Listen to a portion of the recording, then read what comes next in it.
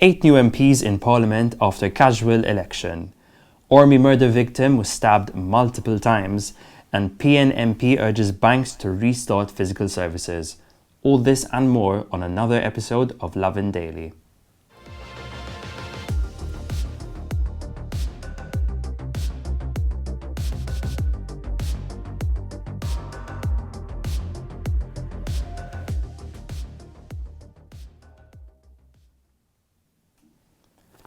Good evening, Malta and Gozo, and welcome to another episode of Lovin Daily. I am Matt, joined by my co-host and deputy editor Jonathan Chile, who'll be taking us directly into our first story. Really big story today. If you thought the election season was over, there's still the last few tendrils of it. 8 new MPs have been elected by the Labour Party as they held their casual elections today. We're going to run through the list. Some of them are some recognisable names, some of them are some new names completely. So the 8 new names are Zebuj Mayor, Malcolm Paul Ajus Galia, Abba Mayor, Omar Farrugia, Mosta Mayor, Romilda Baldacchino Zarb, Rebecca Buttigieg, Katia De Giovanni, Rhea Bella, and former MPs Rosiane Cotire as well as Glenn Bedingfield. They now join Randolph De Battista, who was recently co-opted about a week ago. Among the biggest reactions to this story is the fact that Oliver Scicluna, a very popular disability activist who was running on the 2nd District, was not elected. His seat, the seat that he was fighting for, was taken by Glenn Bedingfield. We held a poll today, Lovin Malta held a poll today, asking people which person did they want to see in Parliament, who were they most disappointed to see not get elected, and by far and away, Oliver Scicluna was one of the most supported people. It's very, very interesting, and in fact, we'll be reaching out to Oliver Scicluna to kind of get a sense of his take on this. However, he did post today online saying that his political adventure had come to an end. Interestingly enough, the Labour Party's deputy editor, Daniel McCullough, actually posted a message saying, listen, we need you within the Labour Party. You will not be leaving the Labour Party, and I can be assured that you will be staying. So, there's a little bit of back and forth there. Some other big names that missed out on a seat are John Claude McAuliffe, Joe Mitzi, as well as Anthony Ajus de Chelas. Yes, based on these results as well, we pretty much know which PL MPs will be elected by the gender quota. These include Alicia Bajea Said, Cressida Galia, Abigail Camilleri, Amanda Spiteri-Grek, Naomi Kakia, and Davina Samut Healy. Quick reminder, the PN casual elections will be taking place on the 12th of April, so be sure to follow all the coverage right here on lovinmalta.com. Moving into a developing story, police statement that was released earlier today has confirmed an autopsy was performed on the body found in a car in Ormy earlier this week. The cause of death is currently being reported as secondary to multiple stabbings to the chest. However, the person's identity is still unknown. Due to the body being found in an advanced stage of decomposition, the victim has not been identified, and forensic analyses are underway, with investigators awaiting DNA test results to confirm the identity. This is a very horrific story. Our condolences to the family. Now, I want to make a point that there are suspicions who the victim might be. However, the police have not identified the victim, so we will not be saying their name. We're going to wait for official confirmation as to the identity of the victim before we go ahead and release that. Moving on to the next story, a story that I think a lot of people are being affected by, and I'm very happy to see a lot of politicians speaking about.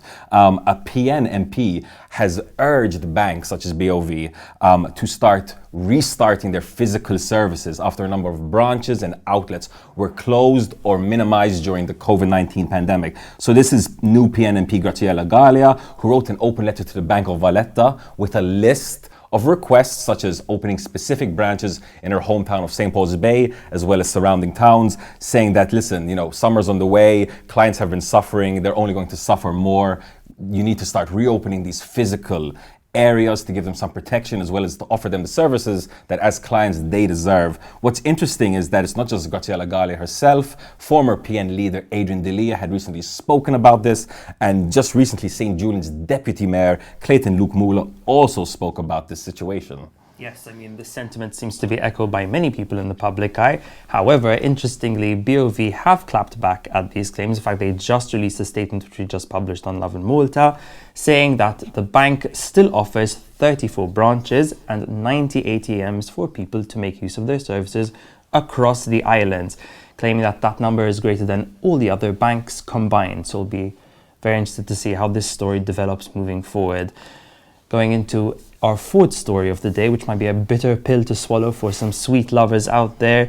Salmonella warnings have been issued over Kinder Choco Bons, in my opinion, the best mini egg-shaped sweet out there, and I'm looking at you, cream egg lovers. Specifically, the 46 gram and the 125 gram packs must not be consumed due to the possibility of contamination with salmonella, the Superintendent for Public Health said today. Symptoms typically develop between 6 to 72 hours after infection, and the illness can last between 4 to 7 days. The most common symptom is diarrhea, which can sometimes be bloody and occasionally can be severe enough to require a hospital admission. Other people might also experience fever, headaches, and abdominal cramps. Yeah, on the topic of food, but ending on a bit of a positive note, a Maltese coffee shop has been named among the top 50 cafes for espresso in Europe. This is really, really cool. And if you don't know who we're talking about Lot 61, I would assume one of the best coffee roasters on the island. If you haven't tried Lot 61, they have an outlet in Vallette. If you don't know these guys, they actually import beans from around the world, from South America as well as Africa and other key locations. They roast them themselves here, so they control the roasting, and they package them and they send them out to some of the best coffee shops and cafes on the island. A travel website, Big 7 Travel, ranked, all these coffee shops across Europe, and Lot 61's Vallette outlet was included, and it was described in very, very positive terms, saying, quote, "This thoroughly modern cafe is the perfect addition to the old walled city of Vallette. They roast coffee daily, and this isn't for anyone on a diet, though, as it's practically impossible to say no to Lot 61's sweet treats." So it's really, really good to see a Maltese cafe kind of get this international recognition. I can tell you they have really, really great coffee beans. If you haven't tried them out in Vallette, next time you're there, pass by for sure. Yes, and on that very tasty note, that brings us to the end of the very first part of today's episode. We'll be cutting to a clip now of our upcoming epic foodie competition, speaking of food, which will be running very, very soon as part of our Lovin Recommends 2022 campaign. And after that, we'll be cutting to an interview with Matthew Parch. What's up, Lovin Malta fam? It is midday, and in true annual April Fool's style, this is not a drill.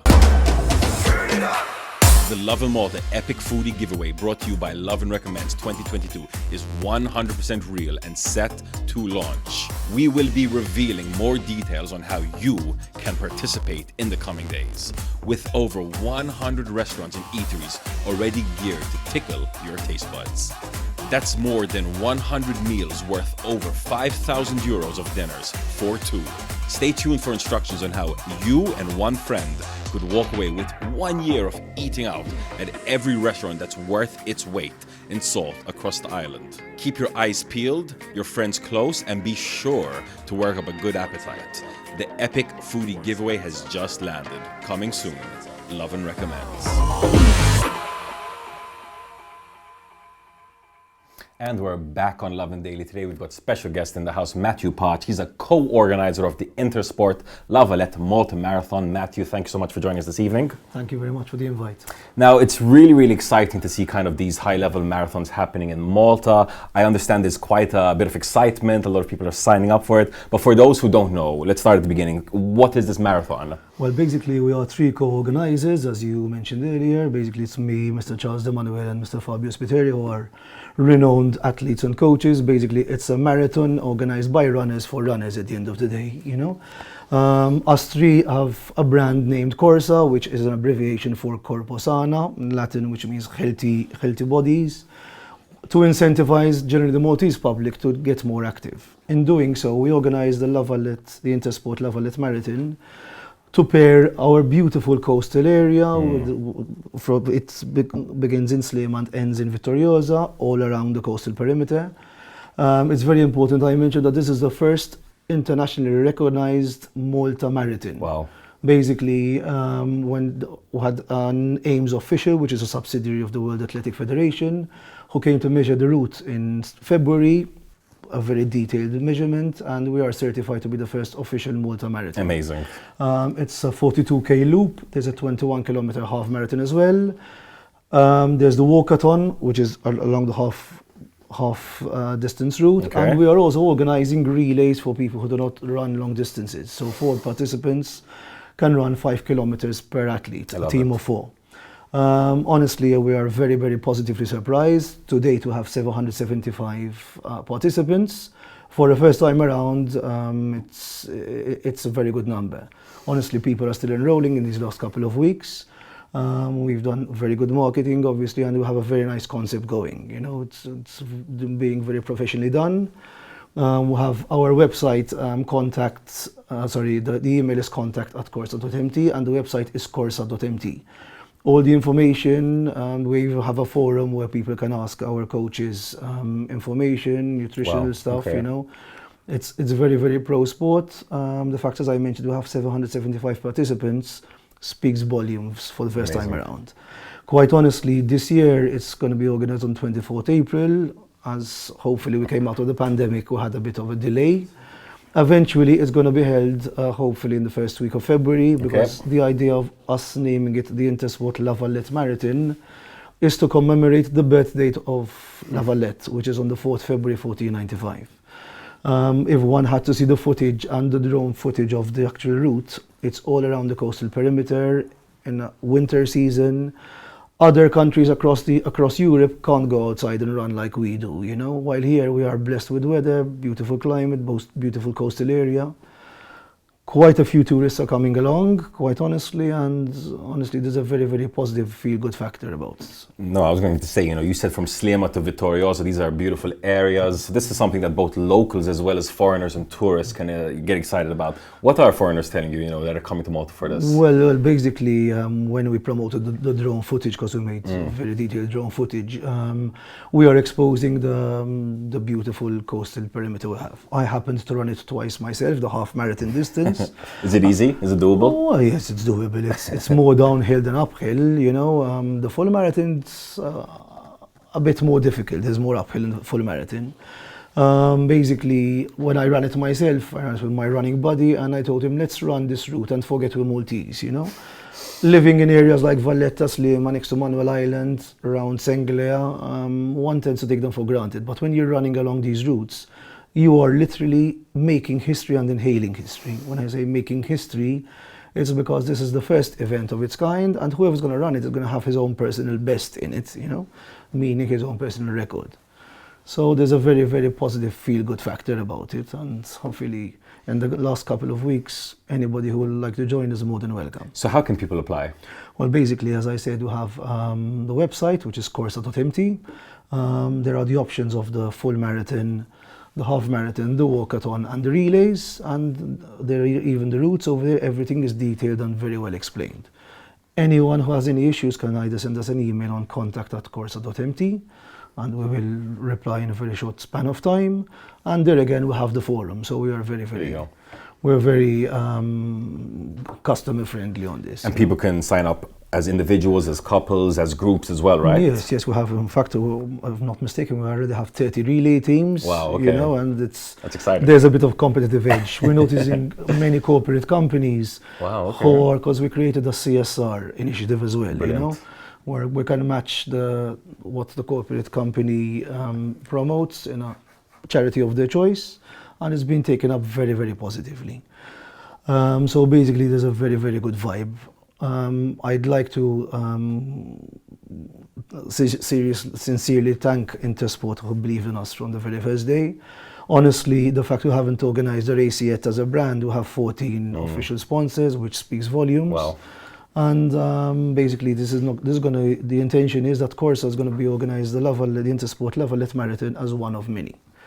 So we're going to have more events in the very near future. So people have to stay tuned for that. Watch the space and follow the social media and the website. Guys, you know, whether you're an individual, a couple, a group, a company, you know, looking for some team building exercises as well, definitely sign up for this. I think it's going to be super exciting. Once again, the date and where people can find you. So the date is going to be 24th April, which is basically a Sunday following Easter Sunday. What time? It's the full marathon commences at 7 a.m. The half marathon begins at 7:30 a.m. The walkathon will begin 7:35. Super. Basically, there's a span of time for the full marathon athletes the route is basically the half marathon is part of the full marathon route. The full marathon then deviates from Marsa down to the south perimeter, Halfar, Gudia, Birzabuja. Amazing, lovely. No, It's a gutsy thing for the full marathon. But we have a number of full marathon runners who are coming specifically for it because it's a beautiful route, you know. No, I'm super excited for that, and I think everyone that's into exercise should be excited about that. Apart from that, Malta does have an issue with obesity. It's no secret. We've talked about it often enough. So listen, this is something that can help combat that. Once again, Matthew, well done on setting this up. You and your whole team. Thank you very much. Big shout out to Fabio. We've covered him a lot as well. Guy's a bit of a legend around here. So super exciting to see that you have some really great talent there. I think that brings us to the end of today's episode of Lovin Daily. From myself and the team, as always, have an evening full of lovin'.